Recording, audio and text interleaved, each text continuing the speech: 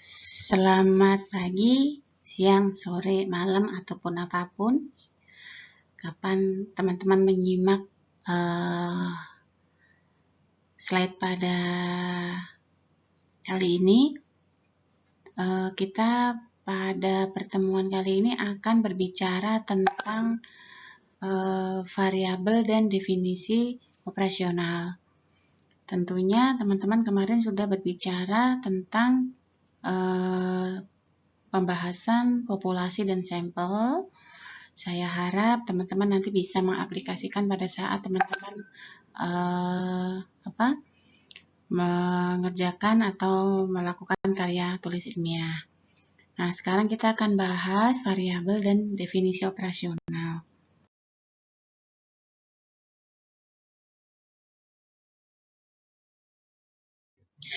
Teman-teman, sebelum kita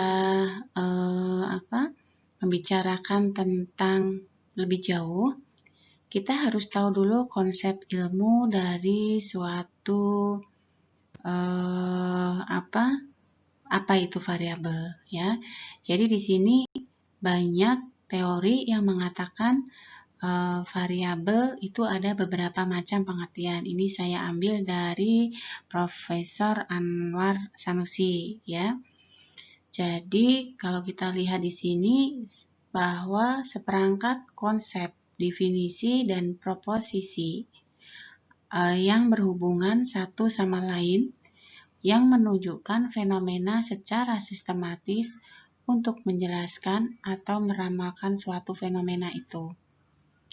Nah, jadi di sini ada suatu perangkat atau alat atau suatu konsep untuk mengeksplor fenomena yang sudah kita temui, ya.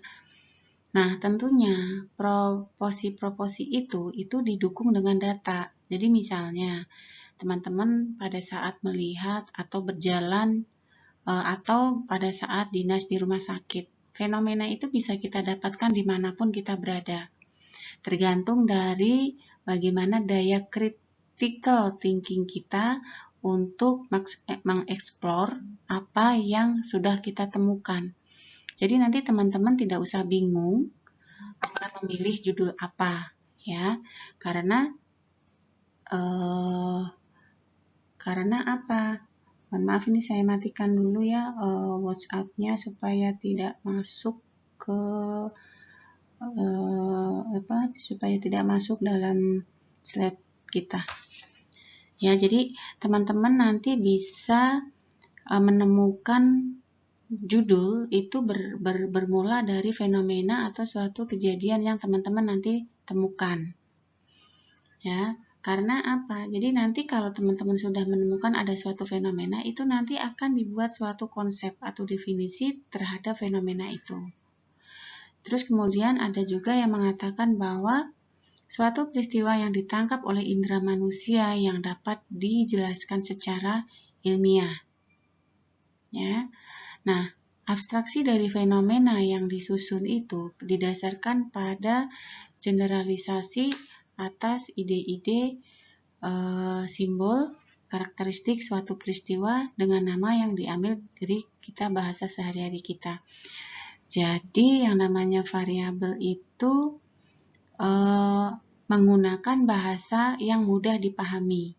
Ya, karakteristik dari fenomena yang kita nanti temukan itu kita tuangkan ke dalam suatu bahasa yang mudah dipahami.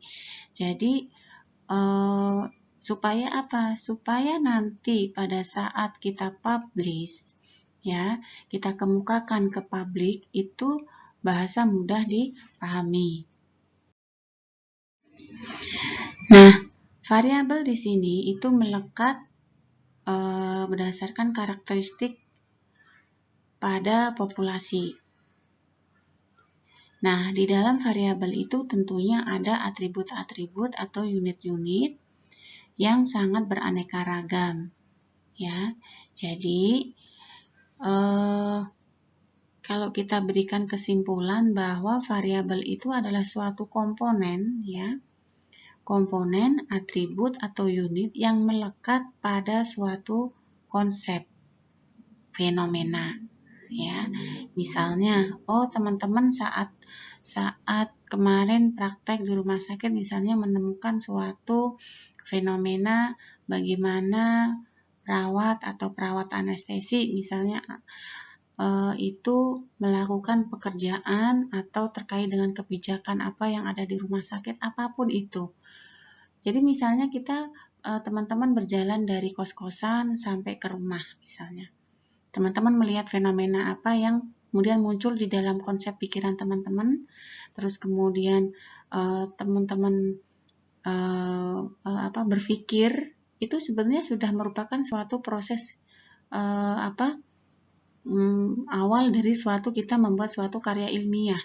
Nah, tinggal konsep berpikir kita itu kita nanti tuangkan ke dalam suatu bentuk variabel. Kira-kira konsep pemikiran kita itu kita tuangkan ke dalam kata-kata seperti apa ya yang mudah dipahami gitu ya. Itu. Jadi maksudnya seperti itu. Dapat diukur ya. Kemudian mempunyai suatu kelompok penggolongan atau satuan, kemudian dapat nilainya berbeda-beda. Artinya di sini antara satu variabel dengan variabel yang lain itu mempunyai suatu tolak ukur, mempunyai suatu kelompok penggolongan, atau misalnya dengan mempunyai nilai yang berbeda. Misalnya gini, teman-teman akan melihat fenomena, kemarin pada saat praktek gimana sih kinerja perawat anestesi misalnya terkait dengan beban kerjanya. Nah, motivasi dengan beban kerja itu kan motivasi itu salah satu contoh dari variabel. Ya, tentunya motivasi ini ada tolak ukurnya harusnya. Yang diukur misalnya dikatakan motivasinya rendah seperti apa. Motivasinya sedang seperti apa, motivasi tinggi seperti apa, itu harus dapat diukur.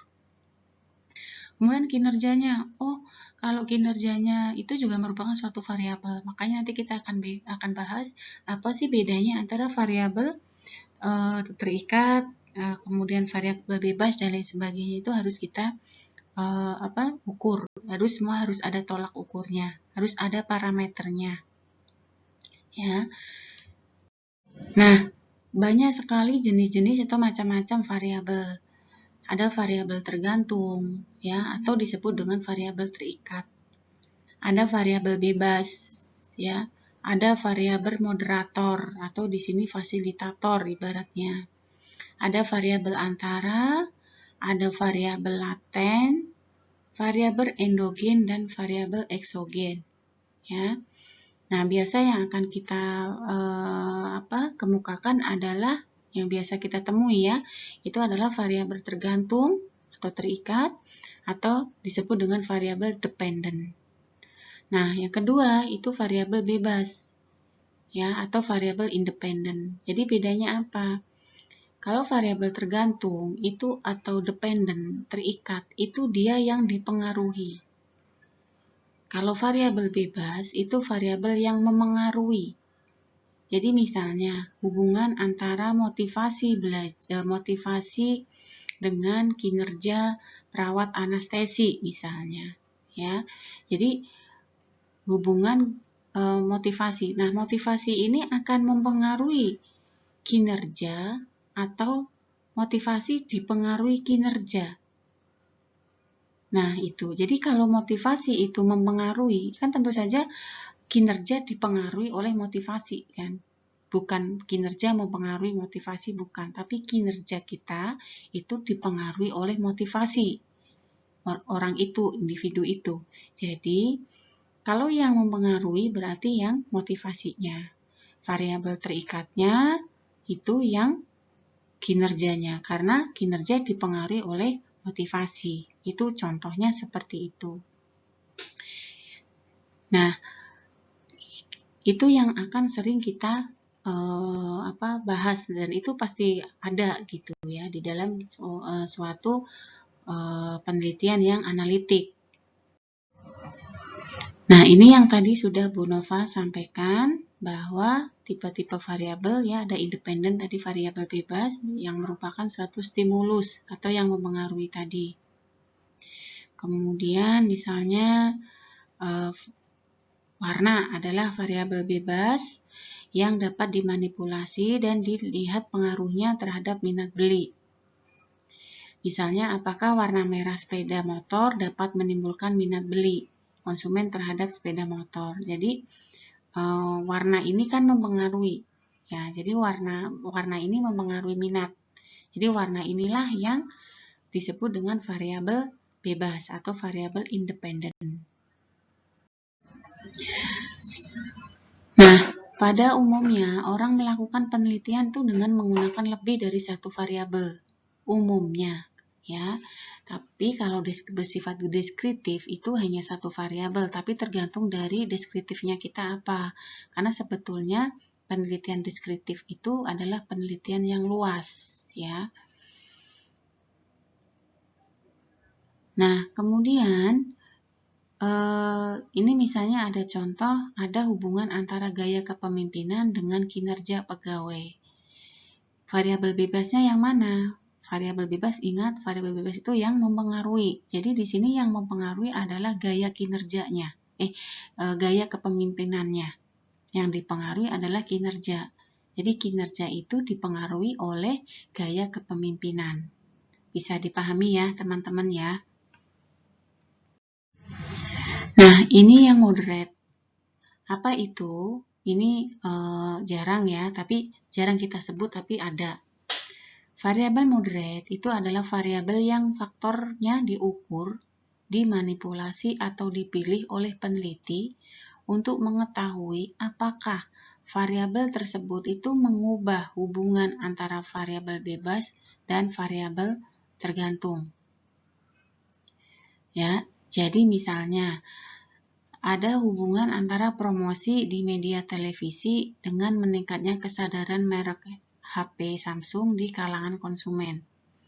Variabel bebasnya itu adalah yang memengaruhi ya promosi. Variabel tergantungnya itu yang dipengaruhi adalah merek. Ya. Nah, moderate-nya ini kan tadi dikatakan moderate itu diukur, dimanipulasi atau dipilih oleh peneliti untuk mengetahui apakah variabel tersebut mengubah hubungan. Maksudnya itu ini sudah dispesifikkan bahwa ada media promosi yang digunakan di sini.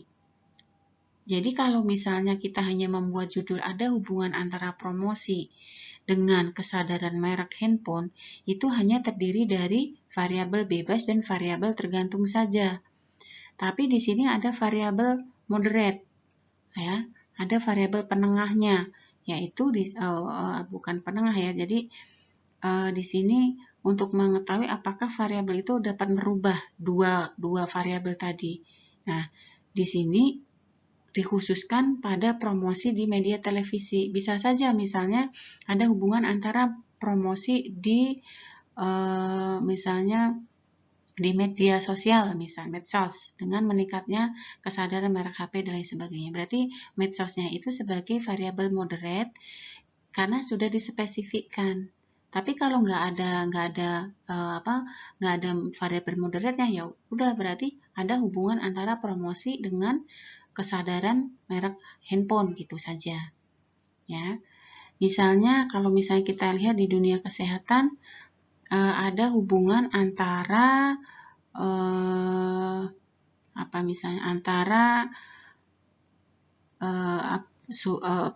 kinerja dengan sumber daya, hubungan antara ketersediaan sumber daya dengan kinerja perawat misalnya, atau ada hubungan antara beban kerja dengan kinerja perawat anestesi misalnya.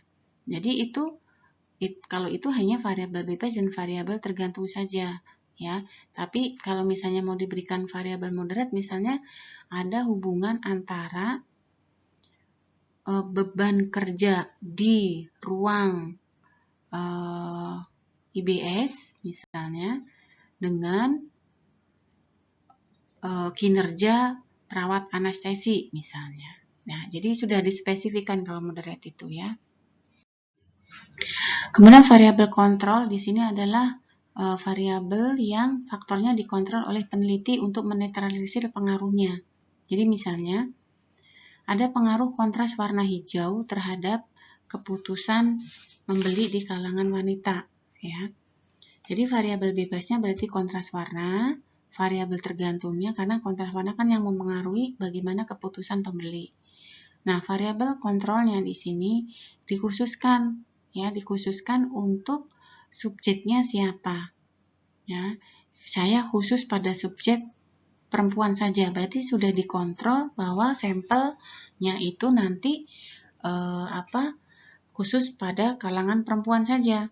Kalau misalnya hanya variabel bebas dan variabel tergantung saja, apakah ada pengaruh kontras warna hijau terhadap keputusan pembeli misalnya, itu enggak apa kita bebas ya, bisa kontras warna baju wanita atau perempuan. Tapi kalau ini kan sudah dispesifikan, artinya sudah dikontrol bahwa saya hanya ingin meneliti di kalangan subjek perempuan saja misalnya, atau hanya subjek pada anak-anak saja antara usia misalnya 12 sampai 20 tahun misalnya. Jadi itu sudah dikontrol, sudah dikendalikan ya. Nah, variabel pengganggu. Variabel pengganggu. Nah, variabel bebas, tergantung, kontrol dan moderat ini merupakan variabel yang konkret, artinya yang nyata. Ya, di mana ketiga variabel tersebut itu dapat dimanipulasi oleh peneliti dan pengaruh ketiga variabel tersebut itu dapat dilihat dan diobservasi. Kita kan tadi sudah memberikan contohnya. Variabel kontrol itu subjeknya jelas ya, bahwa misalnya kalangan perempuan, atau misalnya teman-teman hanya ingin melihat hanya kalangan penata anestesi saja misalnya, atau hanya kalangan perawat saja misalnya, itu sudah dikontrol. Saya mau perawat anestesi yang perempuan saja misalnya. Nah, itu secara konkret bisa ya. Tapi kalau variabel pengganggu ini konkretnya tidak kelihatan pengaruhnya. Ya, secara kasat mata ibaratnya itu tidak kelihatan, tapi secara teoritis itu bisa mempengaruhi. Ya, jadi misalnya Bu Nova berikan contoh untuk variabel pengganggu, misalnya hubungan antara hubungan antara pengalaman dilakukan operasi atau dilakukan anestesi terhadap kecemasan misalnya. Jadi teman-teman ingin melihat bagaimana apakah pengalaman seseorang dilakukan anestesi itu akan mempengaruhi kecemasan dia untuk dilakukan anestesi misalnya. Nah, jadi yang mempengaruhi kecemasan seseorang itu kan tidak hanya pengalaman. Ya, mungkin ada yang lainnya, misalnya dari segi usia, ya, kemudian dari jenis kelamin misalnya, kemudian dari segi informasi misalnya, itu kan mempengaruhi kecemasan. Nah, itu tidak terlihat, ya, tidak terlihat di dalam suatu variabel itu, tetapi secara teoritis itu dapat mempengaruhi kecemasan. Ya, nah itu ya bisa dipahami ya. Jadi intinya variabel pengganggu itu adalah variabel-variabel yang tidak kelihatan, yang kalau tidak kita kendalikan itu bisa mempengaruhi hasil dari penelitian itu. Misalnya, tadi faktor yang mempengaruhi kecemasan kalau sesuai teori itu ada usia, kemudian ada jenis kelamin, ada informasi. Tetapi ketiga itu tidak teman-teman kendaliin. Udah saya mau semua usia saya jadikan subjek penelitian. Saya mau semua jenis kelamin, padahal usia jenis kelamin itu mempengaruhi. Nah, itu nanti misalnya sudah diteliti, kemudian hasilnya teman-teman itu adalah ada hubungan antara pengalaman dengan tingkat kecemasan pasien dilakukan operasi. Itu hasilnya itu tuh tidak mutlak seperti itu. Bisa saja ada hubungannya karena memang ada pengaruhnya terhadap usia misalnya. Ada hubungannya pengaruhnya terhadap misalnya pemberian informasi dari penata itu sendiri, misalnya seperti itu ya. Itu variabel pengganggu. Ya, ini contoh-contoh variabel moderator ya. Tadi ini variabel antara. Jadi variabel antara itu adalah yang mempengaruhi antara misalnya di sini hubungan tingkat pendidikan dengan kinerja. Nah, antara tingkat pendidikan sama kinerja itu ada variabel di tengah yang dipotong. Nah, itu dari segi motivasi kerjanya misalnya. Nah, itu motivasi kerja itu sebagai variabel antara ya, gitu. Nah, variabel moderatornya apa? Misalnya dari usia tenaga kerjanya berapa gitu. Nah, bagaimana kalau variabel laten? Nah, variabel laten ini adalah variabel yang tidak dapat diukur secara langsung dan memerlukan beberapa indikator sebagai proksinya. Ya, tapi ini jarang ya, ini jarang kita temui karena selayaknya variabel itu bisa diukur. Ya, sebentar teman-teman. Ya, jadi ini adalah contoh dari variabel laten. Ya, jadi kan tidak dapat diukur. Jadi keputusan membeli itu keputusan membeli itu banyak faktornya, ya, banyak faktornya. Jadi ini tidak dapat diukur, ya. Intinya itu tidak konkret ya. Misalnya seperti spesifikasi produknya seperti apa sih gitu. Kemudian jenis produknya seperti apa, mereknya seperti apa, itu kan tidak ada ukuran, tidak ada ukuran seperti misalnya tadi dikatakan usianya masih balita itu kalau di antara rentang berapa sampai rentang berapa. Dikatakan kalau dia usianya dewasa tua atau lansia, dia masuk rentang usia berapa sampai berapa, itu kan bisa diukur. Tapi kalau merek, itu kan nggak bisa diukur ya. Cara pembayaran nggak bisa diukur. Waktu pembelian, intinya itu kan bersifat semuanya sangat fleksibel atau sangat subjektif ya. Itu. Terus kemudian kalau manifest itu variabel yang dapat diukur secara langsung oleh peneliti ya. Nah, tapi maksudnya di sini maaf ya tadi yang keputusan membeli itu yang tidak bisa diukur, tapi kalau yang mereknya apa, kemudian waktu pembeliannya apa, waktu pembeliannya pada saat musim apa, cara pembayaran dengan apa, itu nanti mungkin ini bersifat nominal ya. Artinya di sini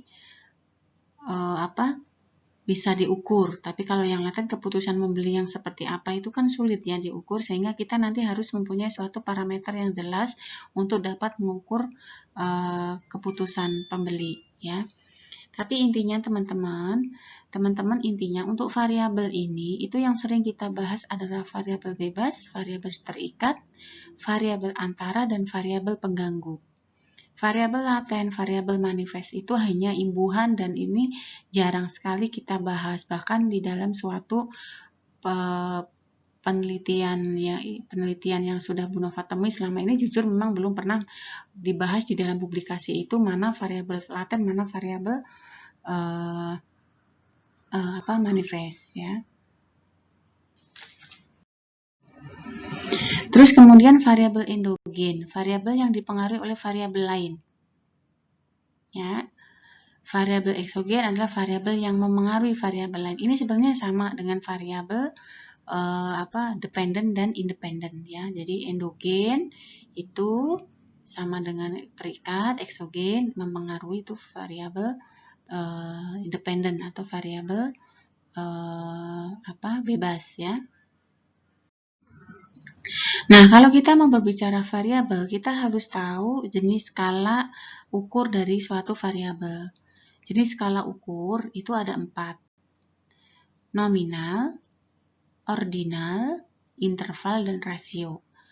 Ya, bedanya apa? Kalau nominal, skala ukur nominal itu bersifat terpisah. Ya, bersifat terpisah. Misalnya laki-laki, perempuan, Bandung, kota ya, menikah, belum menikah, kemudian status pekerjaan PNS, wirausaha itu kan terpisah ya. terpisah. Misalnya lagi warna hitam, putih, ungu itu. Kemudian meja, kursi, apalagi kayu, gitu-gitu ya. Itu adalah nominal, bersifat benda. Kemudian yang bersifat ordinal itu dia bertingkat ya. Ya, ini agama termasuk dia nominal karena dia terpisah. Status perkawin, menikah dan belum menikah itu status terpisah. Ordinal itu dia bertingkat, ya ada peringkatnya. Misalnya di sini sebutkan peringkat pilihan saudara terhadap wilayah pemasaran jasa di Jawa Timur. Jadi ada peringkatnya, ya. Kalau ini bukan kotanya, kalau kotanya itu masuk ke nominal, tapi peringkatnya itu adalah masuk ke ordinal. Contoh ordinal lain adalah misalnya tinggi, rendah, sedang. Tinggi, sedang, rendah. 1, 2, 3, 4 itu kan bertingkat. SD, SMP, SMA itu kan bertingkat, ya. Jadi itu adalah masuk ke skala ordinal, ya. Skala interval itu adalah ada jarak, ya, jarak antara A dan B, ya, atau misalnya untuk skala Likert itu biasanya kita menggunakan interval. Misalnya ada teman-teman nanti akan menyebarkan suatu kuesioner, kemudian ada sangat setuju, setuju, netral, tidak netral, interval. Jadi ada misalnya antara 0 sampai 10 ini masuk rentang apa misalnya, atau misalnya usia dewasa awal itu misalnya dari 25 sampai 30 misalnya. Itu rentangnya itu yang disebut dengan interval. Jadi nilai dalam skala interval bukan angka 0 mutlak, ya. Jadi tidak dibatasi suatu patokan, ya. Nah, kalau rasio ini adalah ada angka 0 mutlak, ya. Misalnya ada 2 kali lebih besar dari 5, itu berarti angka 10, ya. Paham ya maksudnya ya. Jadi rasio. Jadi misalnya 2 kali 2 berarti 4, atau kelipatannya lah ibaratnya. Ya, gitu. Jadi kalau skala rasio itu menyatakan sesuatu sekian kali besarnya dari yang lain. Kalau interval itu sesuatu lebihnya sekian dari yang lain. Ya, misalnya jarak antara 9 dan 10 itu sama dengan jarak 15 dan 16 misalnya. Jadi kan itu ada intervalnya, ya. Sesuatu lebihnya sekian dari yang lain. Skala ordinal itu sesuatu lebih dari yang lain, ya. Itu peringkat tadi. Kalau nominal itu adalah kategori saja, laki-laki, perempuan, hitam, putih, biru dan lain sebagainya. Nah, ini adalah contoh dari variabel independen di sini. Bagaimana pengetahuan perawat terhadap dengan sikap perawat, ya. Kemudian ada juga pengetahuan perawat bagaimana tindakan perawatnya. Yang memengaruhi pengetahuannya, yang dipengaruhi itu adalah tindakannya. Jadi bagaimana sikap perawat mempengaruhi tindakan, bagaimana pengetahuan mempengaruhi tindakan, ya. Itu. Nah, ini nanti pada saat teman-teman membuat karya tulis, itu harus membuat definisi operasional. Ini namanya definisi operasional.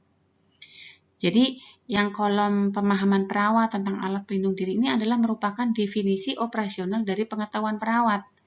Jadi, nanti teman-teman tidak lagi menyatakan bahwa, yang dimaksud pengertian adalah pengetahuan adalah hasil dari panca indera, bla bla bla bla. Enggak.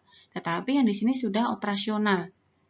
Sudah dioperasionalkan. Yang saya maksud dengan pengetahuan perawat itu adalah bagaimana pemahaman perawat tentang alat pelindungan diri, sarung tangan dalam tindakan ini sudah saya khususkan. Pengetahuan perawat khusus tentang APD.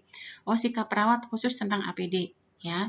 Tindakan perawat khusus tentang infeksi nosokomial. Itu sudah saya operasionalkan. Jadi bukan sesuai teoritis. Kalau sesuai teoritisnya kan sikap perawat adalah suatu tata nilai hasil dari misalnya maksudnya tingkah laku yang belum atau kemauan yang belum dipraktekkan, itu sikap, ya. Misalnya masih menunjukkan saya setuju, itu kan masih sikap saya setuju, tapi setujunya saya misalnya saya setuju dengan kalau perawat menggunakan APD secara lengkap. itu saya setuju. Tapi apakah saya menggunakan APD lengkap? Tindakan saya, sikap saya itu mempengaruhi tindakan saya untuk mempengaruhi memakai APD lengkap, kan belum tentu. Ya, jadi seperti itu ya. Nah, itu nanti kolom terakhir nih ada ordinal, baik, sedang, kurang, itu kan tingkatan. Jadi, ini adalah skalanya adalah skala ordinal, karena ordinal itu adalah tingkatan. Itu ya, teman-teman. Sekarang kita akan bahas tentang definisi operasional. Ya, ini yang tadi sudah Bu Nova sampaikan, ingat, definisi operasional. Operasional itu berarti ya sudah dapat kita ukur. Tadi sudah tahu ya contohnya ya. Jadi bukan lagi nanti di definisi operasional teman-teman menjelaskan definisi teoritis ya. Misalnya teman-teman akan mendefinisi operasionalkan tentang tingkat kecerdasan. Nah, tingkat kecerdasan yang teman-teman maksud di sini dengan apa? Oh, yang dimaksud dengan tingkat kecerdasan itu nanti seseorang yang ditunjukkan oleh skor yang diperoleh dari tes kecerdasan. Itu, jadi teman-teman sudah operasionalkan bahwa nanti saya akan melakukan penelitian itu, tingkat kecerdasannya saya ukur dengan tes kecerdasan itu. Artinya sudah dapat diukur. Atau teman-teman akan mendefinisi operasionalkan tentang kekayaan keluarga. Ya, tentang kekayaan keluarga di sini teman-teman akan mendefinisi operasionalkan bagaimana skor total indeks kepemilikan barang-barang berharga yang dimiliki misalnya. Itu ya. Jadi sudah operasional ya. Atau kekayaan keluarga, teman-teman ingin melihat dari kekayaan bukan dari barang-barang yang berharganya. Misalnya dari kalau kekayaan itu apa selain dari harta ya. Nah, terserah nanti teman-teman akan bisa mendefinisikan operasional sesuai dengan yang dikehendaki teman-teman. Ya, oh saya hanya ingin melihat kekayaan keluarga dilihat dari berapa jumlah mobil yang dipunyai misalnya. Oh kalau misalnya dia punya mobil berarti dia kaya. Oh kalau yang dia tidak punya mobil berarti dianggap kurang misalnya. Itu tergantung nanti teman-temannya. Teman-teman nanti akan mendefinisi operasionalkan seperti apa ya. Itu paham ya yang dimaksud ya. Nah, ini tadi sudah Bu Nova sampaikan, bisa bersifat spesifik ya dan terukur ya. Nah, ini misalnya variabel status gizi, teman-teman akan mendefinisi operasionalkan status gizi dengan cara apa? Oh, saya akan mendefinisikan operasional status gizi itu akan saya lihat dari bagaimana antara berat badan dengan tinggi badannya. Saya akan lihat dari bagaimana berat badan dengan usianya. Jadi sudah jelas ya. Ingat ya, definisi operasional sudah harus jelas, spesifik, dapat diukur. Oh, yang dimaksud dengan kesembuhan. Oh, nanti saya definisi operasional dari yang saya maksud kesembuhan itu adalah kesembuhan dari aspek kliniknya gimana. Dari lihat hasil laboratoriumnya sudah normal semua belum. Dilihat dari kesembuhan aspek sosialnya bagaimana. Subjektif dari penderitanya seperti apa misalnya, itu seperti itu ya. Jadi teman-teman sudah bisa dipahami ya apa variabel itu apa, definisi operasional. Ini juga sama, misalnya saya ingin mengambil variabel misalnya judulnya kemampuan jantung misalnya. Nah, itu definisi operasionalnya apa? Oh, yang dimaksud kemampuan jantung adalah penambahan detik nadi yang terjadi setelah subjek melakukan loncat-loncat di tempat sebanyak sekian kali dalam sekian menit. Ya nanti mungkin sama-sama saya sama si A, misalnya saya dengan si A. Sama-sama saya variabelnya kemampuan jantung. Si A juga sama-sama variabelnya kemampuan jantung. Tapi belum tentu nanti definisi operasional kemampuan jantungnya yang saya dengan punya si A itu sama. Ya, jadi setiap peneliti itu mempunyai definisi operasional tersendiri sesuai dengan apa yang ingin dia teliti. Ya, bisa paham ya? Ya.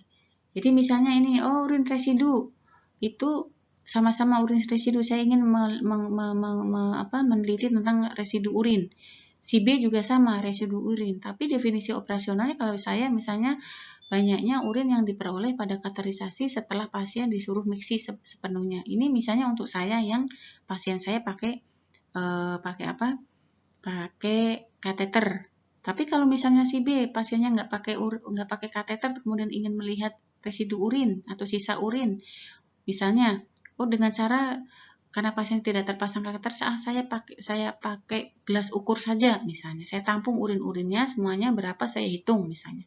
Itu contohnya seperti itu.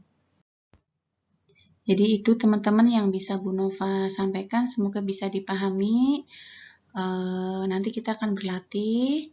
Jadi kesimpulannya adalah variabel itu apa? Jadi variabel itu adalah suatu konsep, unit, ya, bagian yang yang konkret, ya, yang bersifat konkret, ya, itu nanti bisa diukur, bisa dilihat karena bersifat konkret, ya. Berdasar dari apa? Dari fenomena yang akan kita lihat. Definisi operasional adalah suatu pengertian definisi yang sudah dioperasionalkan sesuai dengan apa kehendak dari peneliti, ya. Tadi sudah Bu Nova jelaskan.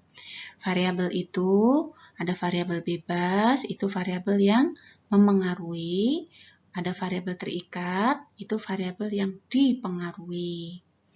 Ada variabel antara, ada variabel pengganggu, ya. Nah, itu nanti bisa teman-teman pelajari. Nanti teman-teman akan lebih mudah kalau kita berlatih. Tapi paling tidak teman-teman sudah ada gambaran mengenai variabel. Misalnya teman-teman akan mengambil judul hubungan antara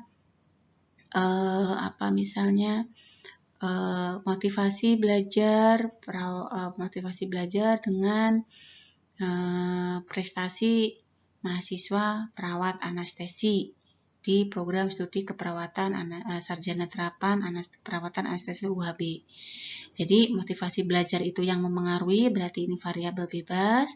Kemudian prestasi belajarnya bagaimana, misalnya IPK-nya berapa, misalnya itu berarti variabel yang dipengaruhi, berarti variabel terikat.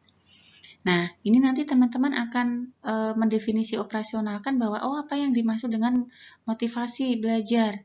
Misalnya adalah kemauan mahasiswa dalam mempelajari apa yang sudah disampaikan oleh materi dari dosen misalnya. Kemudian dari prestasinya, prestasi ini saya akan mendefinisi operasionalkan adalah hasil kerja dari hasil akhir nilai yang dilihat dari KHS misalnya. Itu definisi operasional. Misalnya si B dilihat dari sama-sama, misalnya si A dan si B sama-sama prestasi, tapi si A melihatnya dari nilai KHS-nya. Si B melihatnya prestasi belajarnya dilihat dari selain dari keaktifannya misalnya seperti itu, ya. Jadi berbeda-beda. Nah, cara ukurnya nanti dengan menggunakan apa? Misalnya menggunakan kuesioner. Kuesionernya dengan cara apa? Misalnya cara ukurnya itu, ya. Dengan penyebaran kuesioner misalnya, atau dengan angket, atau dengan wawancara misalnya, ya.